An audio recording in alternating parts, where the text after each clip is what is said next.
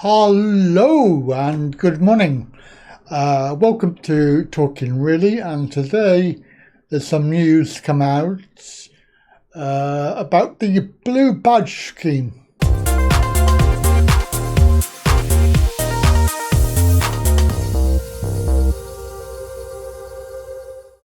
So we're having a look at the Blue Badge scheme today, which has come out news on ITV and other media outlets, but this is a story that's come out. People with hidden disabilities can now apply for a Blue Badge parking permit under new rules ushered in by the government.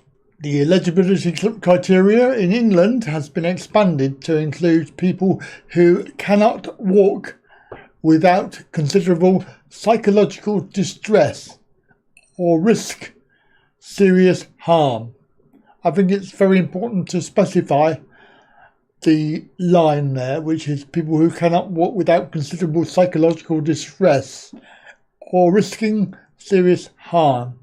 Charities supporting people with disabilities have hailed the biggest change since the scheme was launched in the 1970s. The changes were first announced earlier this year, but come into force from today, 30th of August. Transport Secretary Grant Shapps said the scheme is a lifeline and it is his sincere wish that these changes will improve even more people's lives. The National Autistic Society Head of Policy, Tim Nichols, said, "We are delighted to see the new Blue Badge rules coming into force. This will be a huge relief for thousands of autistic people and their families, many of whom are so anxious about things going wrong that they find it hard to leave the house at all. A Blue Badge can be life-changing. To live up to its promise, it's absolutely essential that council officials making decisions about Blue Badges understand autism and challenges autistic people face. Permits for free parking have been available to people with a range of disabilities since the 1970s. I didn't actually know that. That's quite a new one for me. Depending on the location, the permit offers enables holders to park free of charge in pay and display bays and for up to 3 hours on yellow lines. In central London, users with badges can avoid the congestion charge whilst driving in the heart of the city. Previous guidelines meant the badge was only available to people who claimed disability living allowance, were unable to walk 50 metres or were registered blind. Exceptions to the normal parking rules were also made for people who receive a war pensioners mobility supplement or had compensation from the armed forces for a permanent disability, which caused difficulty walking. So, under new guidelines, the availability of Blue Badge permits has been extended to include people with hidden disabilities.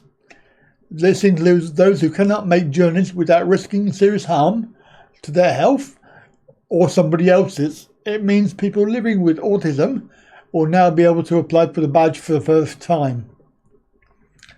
Extension of the scheme will include people with non-visible conditions such as autism, dementia, Parkinson and arthritis. The badge has been offered to people who cannot travel without considerable psychological distress. People who struggle with walking, both the physical act and the experience of walking, will also be able to apply for one of the permits. Obviously, the application is at the discretion of the local council. What other changes are being made to the scheme? Well, local authorities will be given an additional £1.7 million to deal with the anticipated increased demand for Blue Badges. Nothing there about policing bays and making more bays. The expanded scheme coincides with the launch of a review to help local authorities tackle fraudulent use of the badges. The misuse of a Blue Badge is a criminal offence. Figures obtained by the Press Association show the majority of the 152 councils did not pursue anyone for abusing the scheme in 2017/18. 58 councils, 1/3 of the authorities, enforced the law on misuse of permits. So clearly there's a big thing there about pursuing people that abuse it, and quite clearly there are a lot of councils who don't bother. Also, I want to raise the point about the old excuse that people have. They say, oh, it's private land, it doesn't count. Well, I think they should really remove that particular barrier.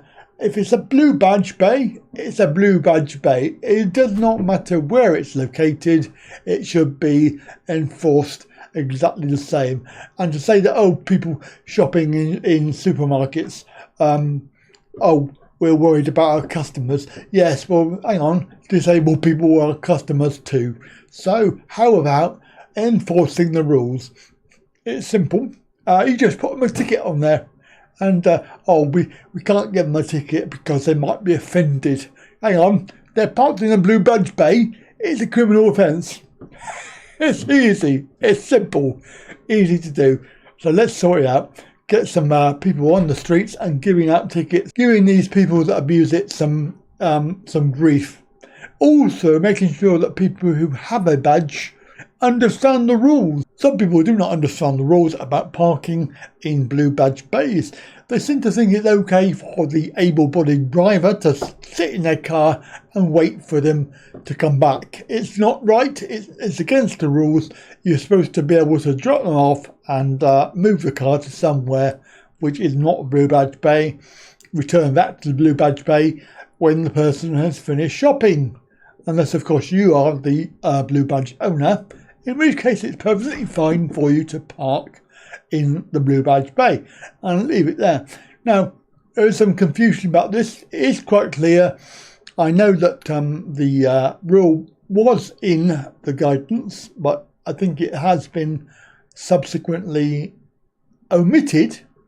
I don't know why, because it is quite a good rule, and people do get confused about it, but it is there. It is enforceable. So please, if you're in the car and you're not the disabled owner of the badge, don't park in the bay. It's very, very annoying, and it takes up a bay with you sat in it, waiting for somebody to come back. You can wait in a normal bay if you really must. And remember, abuse of badges, there is a hefty fine, and I believe it's £1,000. And of course, you can also lose your badge as well.